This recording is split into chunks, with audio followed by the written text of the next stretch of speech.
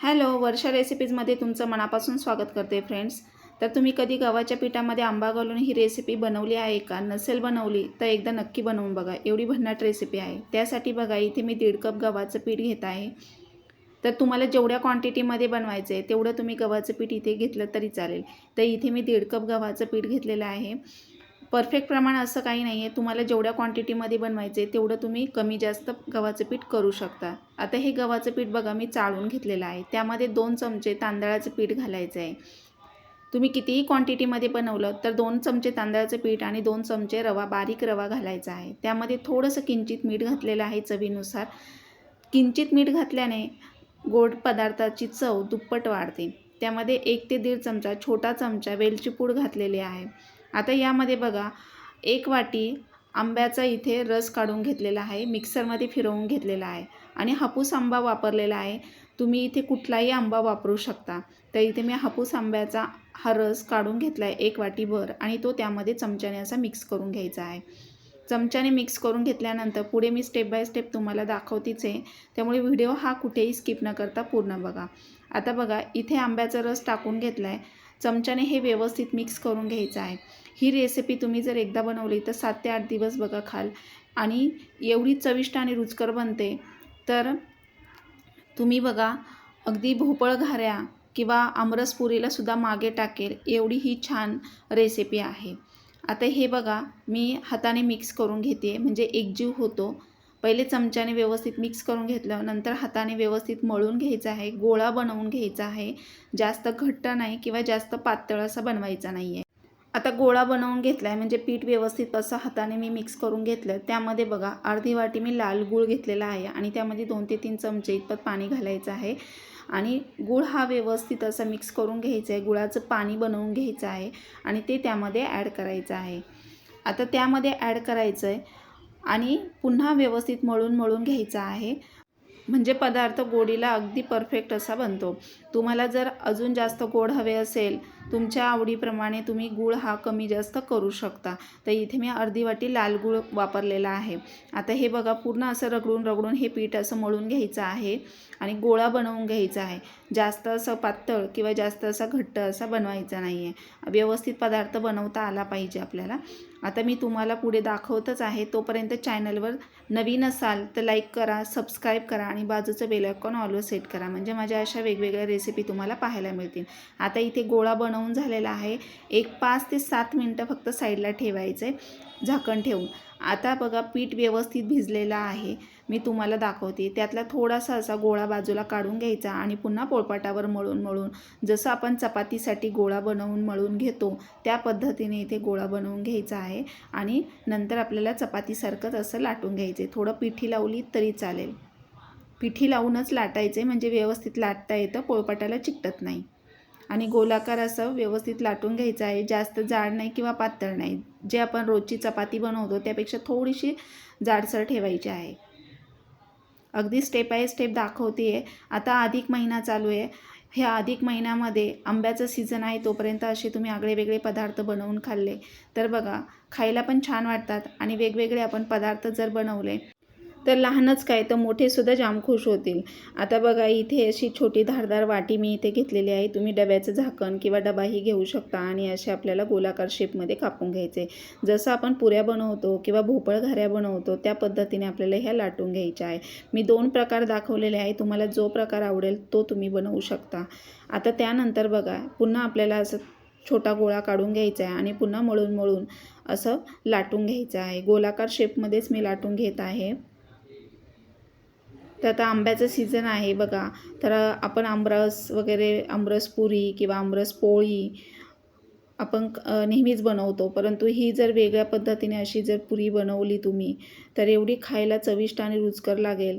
तर बघा तुम्ही अशाच बनवतील आणि 7 ते 8 दिवस हवाबंद डब्यामध्ये सहज राहते. तुम्ही प्रवासात नेऊ शकता किंवा पाहुणे जरी आले किंवा तुम्ही असं घरीही इव्हिनिंगला छोट्या भुकेसाठी खायला करू शकता. तर आता बघा मी इथे पुन्हा दुसरी चपाती अशी लाटून घेतलेली आहे. अगदी आपल्याला चपातीसारखं लाटून घ्यायचं आहे आणि थोडंसं जाडसर ठेवायचे आहे. जास्त जाड किंवा जास्त पातळ करायची नाही आहे. आता मी बघा इथे जसं व्हिडिओमध्ये दाखवले त्या पद्धतीने करायचं आहे. तर मी आता इथे मोठ्या साईजच्या काही पुऱ्या करून घेते आणि नंतर मी तुम्हाला दुसरा प्रकार दाखवतेच आहे. तर आता इथे मी मोठ्या साईजच्या पटपट पुऱ्या बनवून घेते आणि फार वेळ लागत नाही, अगदी झटपट होत आहे. तर फक्त एक 5 मिनटं पीठ भिजवू द्यायचं आहे, कारण आपण त्यामध्ये 2 चमचे रवा घातलेला आहे. रवा चांगला भिजल्यानंतर, पीठ चांगलं भिजल्यानंतर पुरी छान होते आणि खायला पण अगदी खुसखुशीत लागते बघा. जास्त जाड बनवायची नाही, तर मला इथे थोडीशी जाड वाटली म्हणून मी पुन्हा लाटून घेतलेली आहे. आता त्यानंतर बघा पुन्हा आता हा दुसरा प्रकार दाखवते. तर मी पुन्हा असं लाटून घेतलं आणि त्यावर थोडी खसखस आपल्याला टाकून घ्यायची आहे. खसखस अशी पसरवायची पूर्ण आपण लाटलेल्या याच्यावर आणि त्यानंतर लाटण्याने हलकंसं असं प्रेस करायचं, म्हणजे खसखस ही चिकटली जाते त्याला. आणि खसखस टाकल्याने सुद्धा चव खूप छान लागते. त्याचबरोबर तुम्ही ॲडिशनल गुळाच्या पाण्यामध्ये सुद्धा जायफळ किंवा सुंठ टाकू शकता. तर मी इथे फक्त वेलची पूड टाकलेली आहे, ऑप्शनल आहे. तुम्हाला पाहिजे असेल तर तुम्ही जायफळ सुंठ वापरू शकता, नाही टाकलं तरी चालेल. नुसतं वेलची पूड आणि गूळ टाकल्याने सुद्धा चव खूप छान येते. त्यानंतर बघा इथे आता मी खसखस पसरवून घेतली, लाटण्याने थोडी प्रेस केली आणि त्यानंतर छोटीशी लोटी घेतलेली आहे. तुम्ही हवं तर छोट्या साईजचं वाटी किंवा छोटा डबा घेऊन असं कट करायचं आहे आणि पाहिजे त्या शेपमध्ये तुम्ही असं बनवू शकता. असं नाही आहे की गोलाकारच शेप आला पाहिजे, तुम्हाला ज्या शेपमध्ये पाहिजे. चौकोनी डबा असेल तर तुम्ही चौकोनी डब्याने सुद्धा कट करू शकता किंवा तुम्हाला पाहिजे तो शेप तुम्ही देऊ शकता. आता बघा इथे खूप छान दिसतात आणि तळल्यानंतर तर खूपच छान दिसतात. तर ही खसखस पूर्णपणे त्यावर चिकटलेली आहे बघा. आता हे एका ताटामध्ये मी काढून घेते आहे आणि तुम्ही सगळ्या करून घेतल्या आणि नंतर तळल्या तरी चालेल. तर आता इथे मी सगळ्याच करून घेतल्यात आणि त्यानंतर मी तळायला घेणार आहे. तर आता ह्यात करून झालेल्या आहेत, तुम्ही बघू शकताय बघा एवढ्या पुऱ्या झालेल्या आहेत. फक्त मी इथे 1.5 कप गव्हाचं पीठ घेतलं आणि 1 वाटी आंब्याचा रस घेतलेला आहे. आता एवढ्या छान टम्म फुगतात, अगदी थोडं तेलामध्ये सुद्धा तुम्ही तळू शकता, फार तेल लागत नाही, तेलकट अजिबात होत नाही. तर इथे तुम्ही बघताय केवढ्या टम्म फुगलेल्या आहेत बघा. आता हे एका ताटामध्ये काढून घ्यायच्यात आणि पूर्ण तेल निथळूनच काढायचं आहे. तर बघा अजिबात तेलकट होत नाही, कलर खूप छान आलेला आहे आणि चव तर विचारू नका, एवढ्या अप्रतिम चवीला लागतात. तुम्ही असे छोट्या भुकेसाठी किंवा मुलांनासुद्धा, अशा लहान मुलांनासुद्धा तुम्ही टिफिनला देऊ शकता किंवा घरामध्ये पण असं तुम्ही कधीही तुम्ही नाश्त्याला खाऊ शकता. एवढ्या छान चविष्ट आणि रुचकर लागतात बघा आणि टम्म फुगतात विशेष म्हणजे, आणि खायला पण खुसखुशीत लागतात. अगदी दात नसलेले आजी लोकंसुद्धा आवडीने खातील, एवढे छान चविष्ट बनतात. आता बघा प्रत्येक पुरी अशी छान टम्म फुगलेली आहे आणि गॅसची फ्लेम अगदी नॉर्मल ठेवायची आहे, हाय फ्लेम किंवा कमी फ्लेमवर तळायच्या नाही आहेत. तर बघा खूप छान झालेले आहेत, नक्की ट्राय करून बघा. चॅनलवर नवीन असाल तर लाईक आणि सबस्क्राईब करायला विसरू नका. व्हिडिओ आवडल्यास जास्तीत जास्त शेअर करा तुमच्या मित्रमैत्रिणींमध्ये. आणि हो, हा व्हिडिओ तुम्ही कुठल्या गावातून किंवा कुठल्या शहरातून बघतात हे कमेंट बॉक्समध्ये सांगायला विसरू नका, म्हणजे मला पण समजेल की माझा व्हिडिओ हा कुठपर्यंत पोहोचलेला आहे.